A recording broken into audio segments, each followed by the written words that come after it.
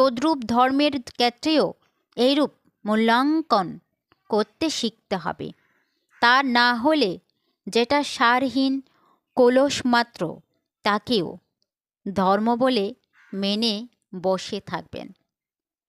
অথবা ধর্মের কোনো এক সাধারণ প্রাথমিক অবস্থাকেই সব কিছু মনে করে আর শুদ্ধ ধর্মের উচ্চতম অবস্থাতে কখনো পৌঁছতে পারবেন না।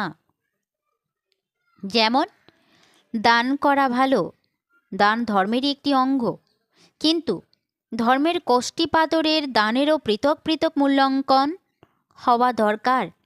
এই মূল্যাঙ্কন বৃত্তীয় নয়, নৈতিক। দান বেশি বা কম এর কোনো গুরুত্ব নেই, কিন্তু দান দেবার সময় চিত্তের চেতনা কী রূপ থাকে তাতেই ধ্যান দিতে হবে। যদি সে সময় চিত্তে ক্রোধ, অস্থিরতা, ঘৃণা, বিদ্বেষ, ভয় বা আতঙ্ক থাকে, অথবা বিনিময়ে কিছু পাবার তীব্র লালসা বা যশ লাভের প্রবল কামনা বা প্রতিস্পর্ধার উৎকট ভাব থাকে, তাহলে এই দান শুদ্ধ নিষ্কাম নিরহংকার চিত্তে প্রদত্ত দান অপেক্ষা অনেক নিকৃষ্ট। শুদ্ধ চিত্তে প্রদত্ত দানের অনেক গুরুত্ব আছে।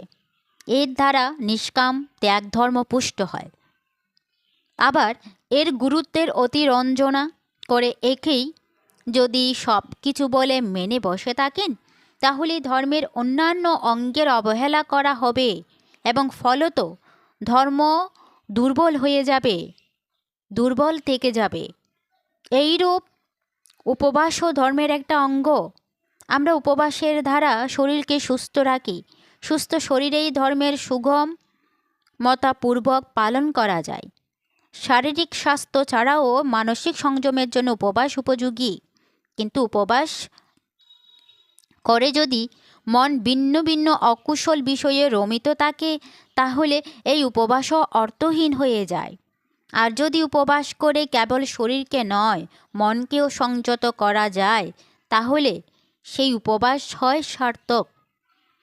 হীনমানের কথা ছেড়েই দিই, উচ্চমানের উপবাসকেও যদি অতিরঞ্জিত করে তাকেই সব কিছু বলে মেনে বসে থাকেন, তাহলে আপনি অহংভাবের শিকার হয়ে যাবেন এবং উপবাসের চেয়েও অধিক মহত্বপূর্ণ ধর্মের অঙ্গসমূহ দুর্বল থেকে যাবে বা একেবারে অস্পষ্ট থেকে যাবে। সেগুলোর অভ্যাস করা তো দূরের কথা, সেগুলোকে